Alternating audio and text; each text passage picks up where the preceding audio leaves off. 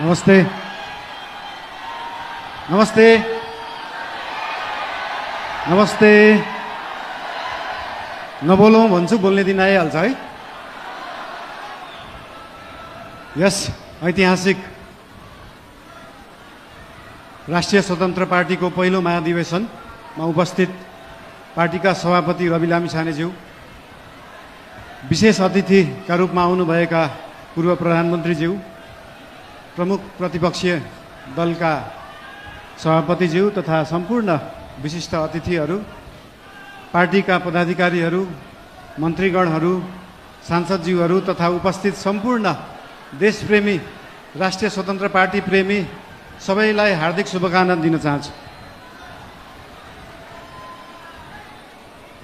कुरा कताबाट सुरु गरौँ त? आज खासमा चाहिँ यो महाधिवेशन भनेको पार्टीको विषयमा बोल्ने, पार्टीलाई कसरी सुदृढ बनाउने, पार्टीलाई कसरी बलियो बनाउने, हाम्रो पार्टी जुन एउटा सानो महत्त्वाकांक्षा, सानो इच्छा, सानो देश बनाउने हुटुटीले सुरु भएको पार्टी आज महाधिवेशनको पहिलो दिनसम्म आउँदै गर्दाखेरि यो पार्टी, यो आन्दोलनको रूपमा भएको पार्टी, भावनाको रूपमा भएको पार्टीलाई संस्थागत गर्ने, स्थापित गर्ने दिनमा आउँदाखेरि हामीले धेरै जसो पार्टीलाई कसरी एक ठाउँमा ल्याउने भन्ने नै कुरा गर्नुपर्छ। आज विभिन्न विशिष्ट अतिथिहरूले विभिन्न सल्लाह दिनुभएको छ, शुभकामना दिनुभएको छ, सुझावहरू पनि दिनुभएको छ, चिन्ता पनि लिनुभएको छ।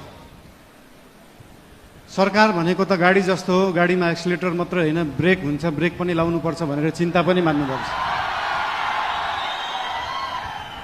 त्यस्तो चिन्ता चाहिँ लोकल रोडहरूमा हिँड्दाखेरि गाडी सिधा गइराख्दाखेरि कहिले लेफ्टबाट गाडी आउँछ, कहिले राइटबाट मान्छेहरू आउँछ, तर हाम्रो गाडी लोकल रोडमा हिँडेको गाडी होइन, हाम्रो एक्सप्रेस वेमा हिँडेको गाडी हो।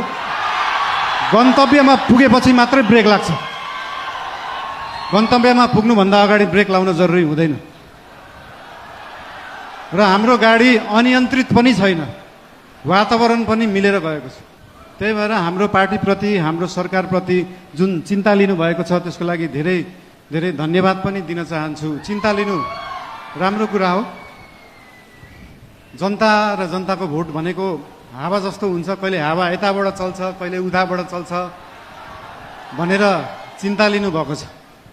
हामीले कुनै हावा चलाएका छैनौँ, हामीले बाढी ल्याएर खोला फर्काएको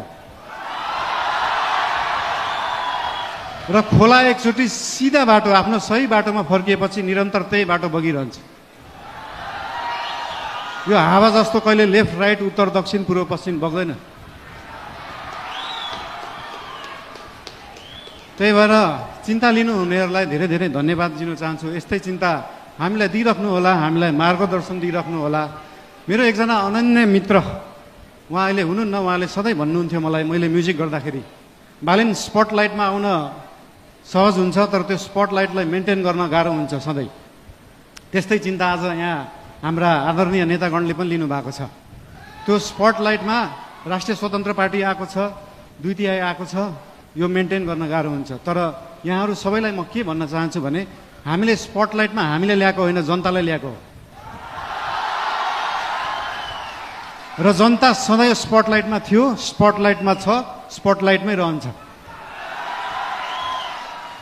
हामीले दिएको प्रकाश नेतालाई दिएको प्रकाश होइन। हाम्रो सूर्य नेताप्रति मात्रै चम्किँदैन, हाम्रो सूर्यले जनतालाई प्रकाशित गर्छ। त्यही भएर यो जनता सधैँ अगाडि नै रहन्छ। र आज पार्टीप्रति आज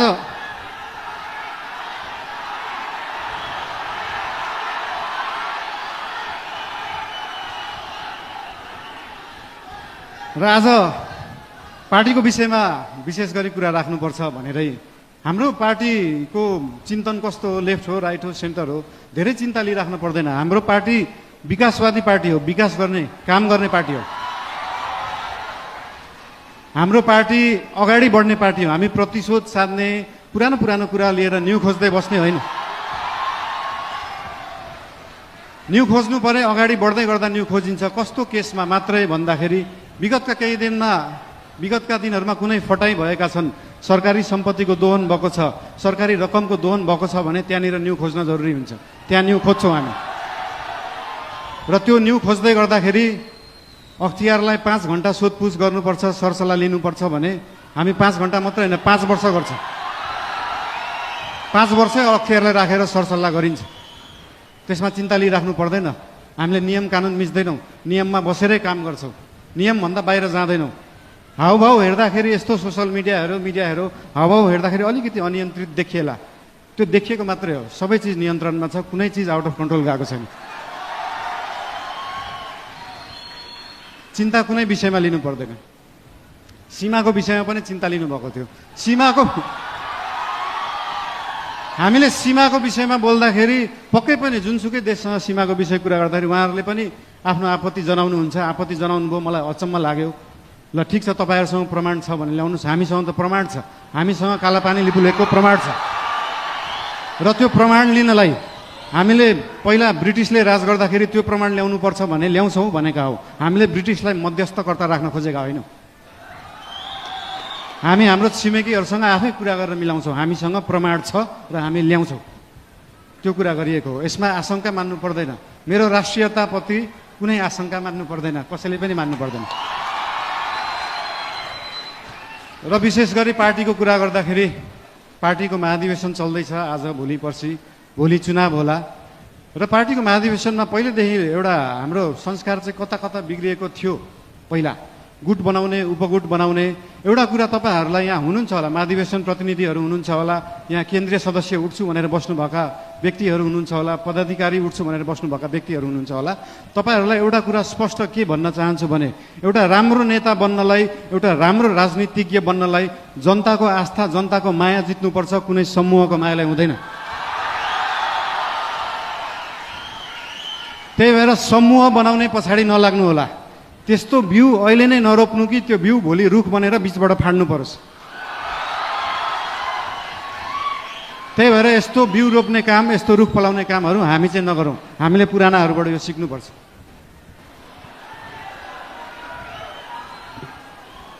र एउटा कुरा के भन्न चाहन्छु भने हामी नयाँ पार्टी हो, नयाँ सोचले गर्दा हामीले हरेक चुनावमा गएर एउटै एजेन्डा बोकेर जाने, सुशासन ल्याउँछु भनेको छ, सुशासनको लागि एजेन्डा बोकेको छ, सुकुम्बासी समस्या हटाउँछु भनेको छ। हामीले यही कार्यकालमा सुकुम्बासी समस्या समाधान गर्छौँ, यही कार्यकालमा सहकारी समस्या समाधान गर्छौँ। अर्को चुनावमा फेरि यही एजेन्डा बोकेर जाँदैनौँ।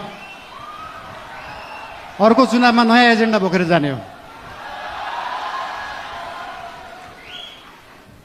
र भोलि पर्सि हुने चुनाव भयो अथवा केही भयो, चुनावमा कसैलाई सिसिएम बन्न मन लाग्छ, कसैलाई पदाधिकारी बन्नु भयो, ठिकै छ। बन्नु भएन भने पनि चिन्ता किन लिनु पर्दैन भन्दाखेरि हाम्रो गठबन्धनको सरकार होइन, हाम्रो एकल पार्टी सरकार हो। र एकल पार्टीको सरकार हुँदा के बुझ्नुपर्छ भन्दा हरेक मन्त्री प्रधानमन्त्री हो, हरेक सांसद प्रधानमन्त्री हो, हरेक पदाधिकारी प्रधानमन्त्री हो, हरेक सिसिएम प्रधानमन्त्री हो, हरेक कार्यकर्ता प्रधानमन्त्री हो, हरेक आस्था राख्ने मान्छे प्रधानमन्त्री हो। भोलि तपाईँले सिसिएम जित्नु भएन, म सिसिएम भएको भए यो गर्थेँ भन्ने छ भने आउनुहोस्, भन्नुहोस्, पार्टीलाई भन्नुहोस्। भोलि तपाईँ सांसद हुन सक्नु भएको छैन, म सांसद भएको भए यो काम गर्थेँ भनेर लिएर आउनुहोस्। तपाईँलाई जे गर्न मन लाग्छ यो पार्टीले गर्छ, यो सरकारले गर्छ। र हाम्रो पार्टीका पदाधिकारीहरूलाई, सरकार र पदाधिकारीहरू, सिसिएमहरू विभिन्न जिल्लाबाट आउनु भएको छ, उहाँहरूसँग कनेक्ट भएर उहाँहरू र सरकार एउटै हो भन्ने उहाँहरूलाई चाहिँ अनुभूति गराउन अझै पनि उहाँहरूलाई अनुरोध गर्न चाहन्छु। अझै बोलौँ, के गरौँ? ठिकै छ, अब नबोलौँ भन्दा बोल्ने दिन आइहाल्छ भने जस्तै।